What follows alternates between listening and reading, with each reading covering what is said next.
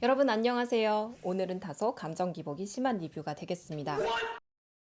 먼저 방송을 찍기 전에 이번 편은 모르몬교에 대해서 비하하려는 의도가 전혀 없으며 이 종교에 대한 편견 없이 찍으려고 했다는 점을 말씀드립니다. 또한 지금부터 제가 간추린 이야기는 18세기, 19세기 이야기가 아니라 지금 현재도 계속되고 있는 이야기라는 점을 꼭꼭 기억해 주세요. 마크로니 오늘 리뷰할 배움의 발견은 극단적인 종교 성향을 가진 가정의 분위기 속에서 거의 세뇌되다시피 하여 자란 한 여성의 삶과 배움에 대한 열정을 다루고 있습니다. 초등학교, 중학교, 고등학교 교육을 전혀 받지 못한 채 배움에 대한 호기심 하나로 브리검 명대학에 진학한 그녀가 겪는 내적, 외적 갈등을 매우 흥미롭게 보여주고 있는데요. 그렇다면 이 에세이의 구체적인 이야기를 해보도록 하겠습니다. 마크로니 제가 시작할 때 모르몬교에 대해서 이야기를 했습니다. 배움의 발견의 주인공이자 작가인 타라 웨스트오버 박사는 모르몬 교도의 가정에서 자라난 여성이기 때문인데요. 사실 이 종교는 저에게 조금 생소합니다. 기독교의 한 분파로 미국에서 등장했지만 한국 교인 수는 비교적 적기 때문인데요. 교리가 다른 기독교 종파들과 어떻게 차별점을 가지는지는 모르겠지만 미국에서는 극보수 기독교라고 알려져 있어요. 자, 그러면 얼마만큼 보수적이냐? 여자들은 발목, 손목 이상의 살을 보이면 죄를 짓는 거고요. 여성의 일과 남성의 일은 분리되어 있으며 일요일은 안식일로서 모든 노동이 금지되어 있는 날이라고 합니다. 엄청난 금욕과 제약이 있는 신흥 종파로 미국 내에서조차 이단이다, 아니다를 놓고 논쟁이 여전히 있다고 합니다. 정식 명칭은 예수 그리스도 후기 성도교회라고 하고요. 유타주 솔트레이크시에 본부를 두고 있었는데 미국의 중부 지역, 그러니까 유타, 아이다호, 와이오밍 이런 데에 많은 교인들이 밀집해 있는 것으로 알려져 있어요.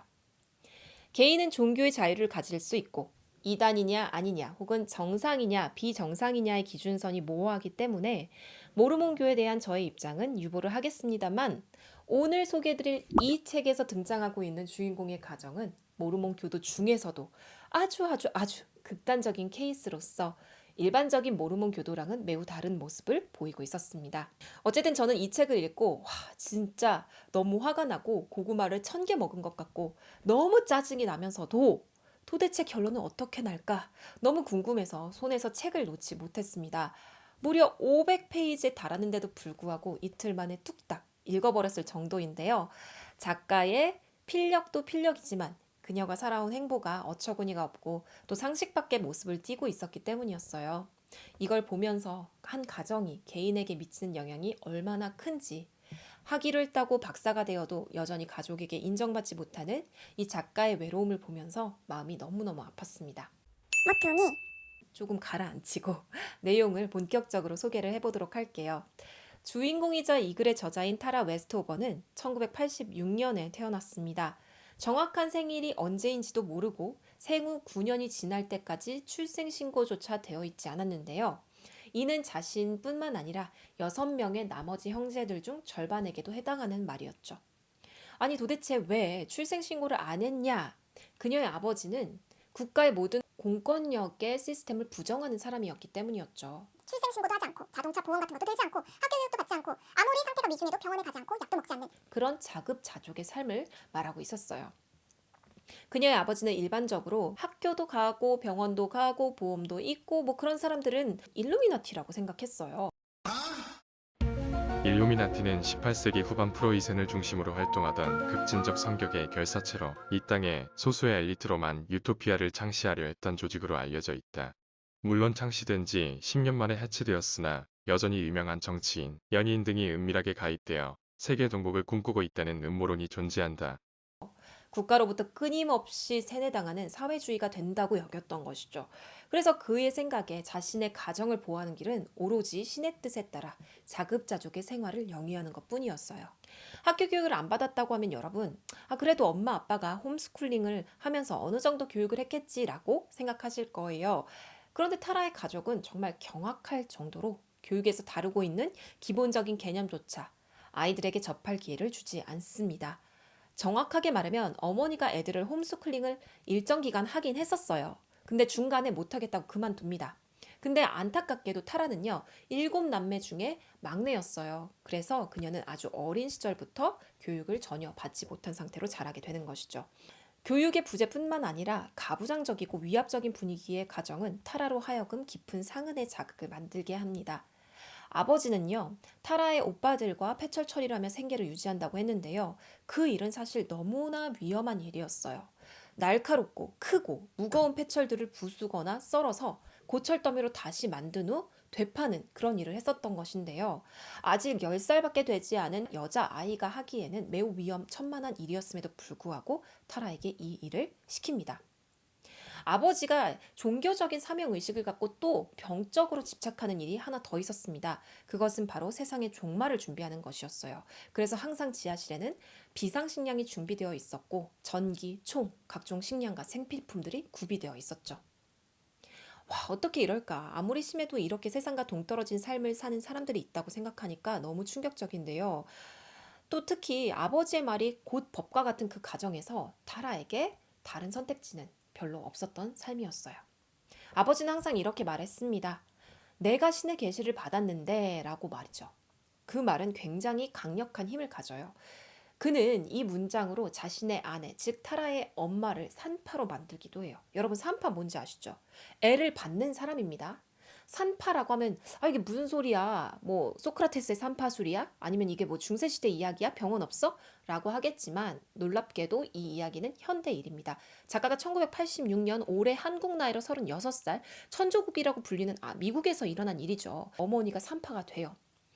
이 가족처럼 병원을 불신하는 사람들이 그 미국 주에는 많이 있었고, 또 꼭 종교적인 이유뿐만이 아니라 비싼 치료비를 감당할 수 없는 사람들이 병원을 갈 수 없었기 때문에 엄마에게 도움을 청하죠. 건당 $500씩 엄마는 수입을 올리게 되는데 아버지에게는 그 수익이 꼭 필요한 요소였겠죠. 이렇게 경직되고 강압적인, 좀 보태 말하자면 폭력이 난무하는 곳에서 타라는 자라고 있는 것이었어요. 아버지의 세상에 대한 적개심은 너무나 강력했는데요. 때문에 사고가 아무리 크게 났고 가족들이 고통을 받을 때도 병원 따위는 절대 가지 않습니다. 되게 웃긴 게 이 가족들이 정말 사고를 많이 당하거든요. 폐철기계에 빨려 들어가기도 하고 자동차 사고도 여러 번 당하고 기름 묻은 걸 까먹고 토치에 불을 붙이다가 심한 화상을 입고 또 오토바이가 뒤집혀져가지고 막 피가 철철 내수가 줄줄 나오는 상황이 되어도 절대로 병원을 안 갑니다. 심지어는 자동차 사고가 나도 안전벨트를 매지를 않습니다. 아니, 안전벨트가 뭐 국가의 음모라고 생각한 건가요? 책을 읽다가 미친 거 아니야? 라고 막 덮어버리길 반복했는데 또 그 뒷이야기가 너무 궁금한 거예요. 그래서 이틀 만에 이 500페이지를 완독했습니다. 마트니 이 정도면 거의 아버지가 악의 근원이고 온 가족을 다 가스라이팅하는 수준이라고 생각을 할 수 있을 거예요.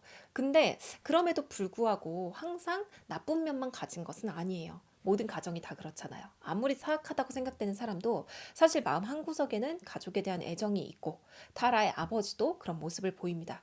특히 타라가 굉장히 노래를 잘했나 봐요.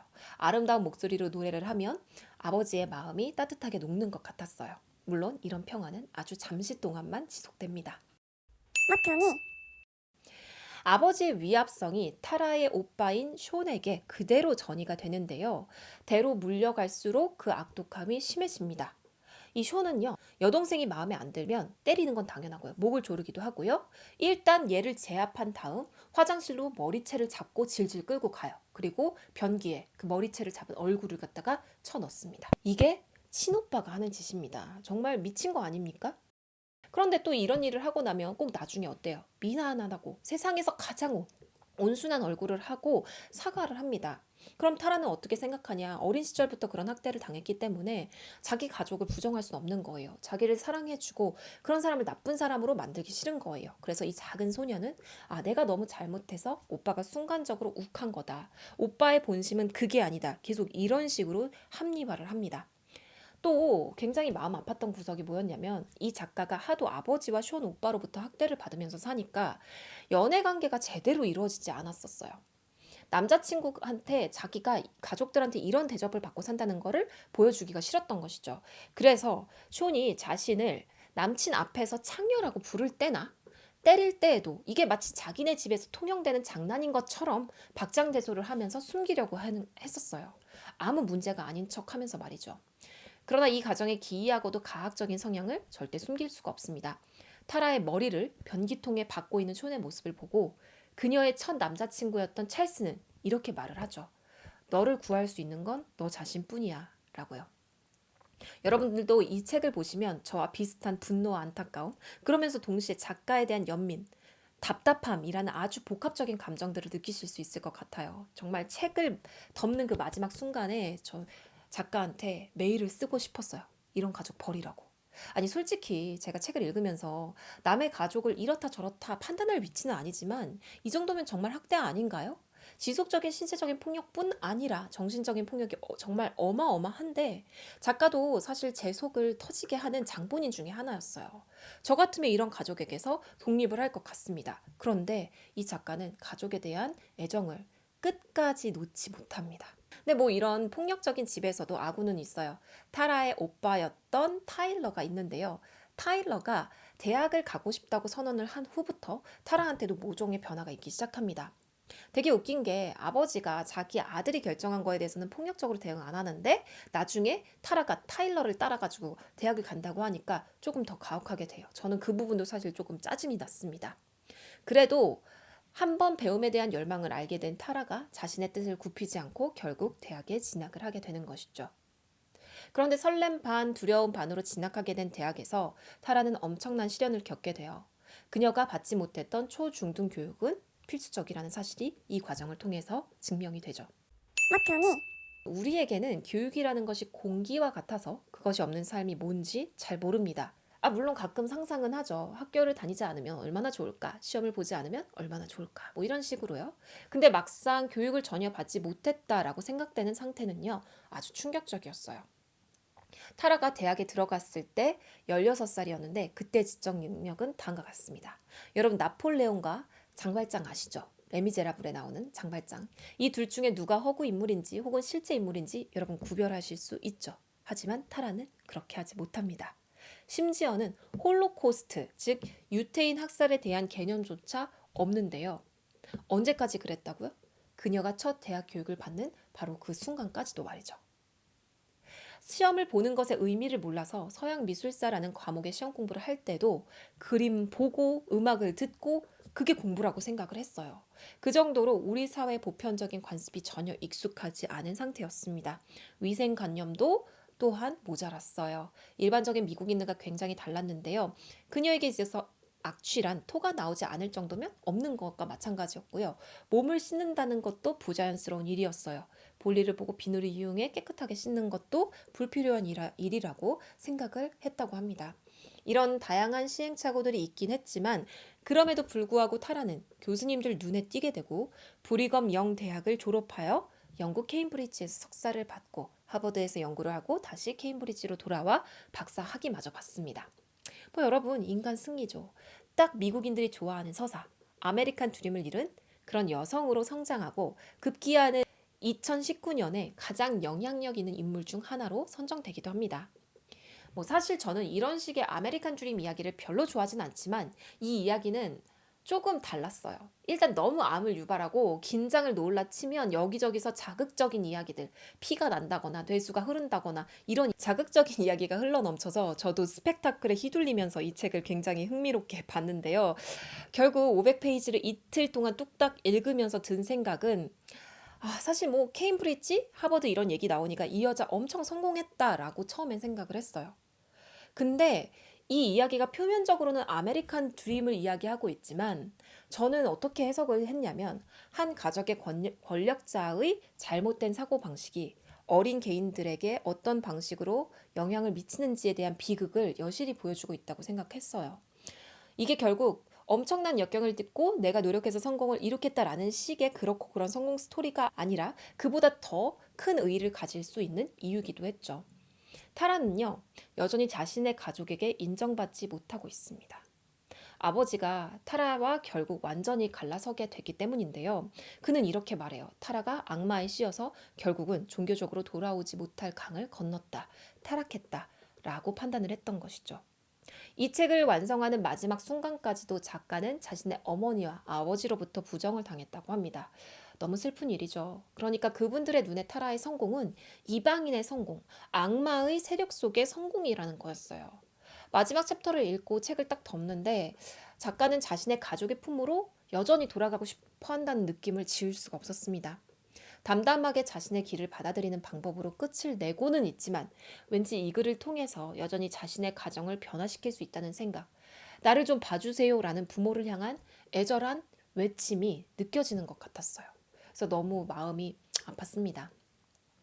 열린 책들에서는요, 이 작품을 배움에 대한 열정 혹은 교육의 중요성으로 소개를 하면서 마케팅을 했어요. 하지만 저는 그보다는 가정에서 생성된 트라우마가 한 개인에게 끼치는 부정적인 영향을 여실히 보여주는 그러한 슬픈 작품이라고 생각했습니다. 무려 500페이지에 달하는 양이었지만 순식간에 읽을 정도로 너무 재미있고 흥미있는 글이었고요. 다양한 감정을 경험할 수 있는 작품이었습니다. 여러분들도 작가의 불굴의 의지가 궁금하시다면 이 책을 한번 읽어보시길 추천해 드릴게요.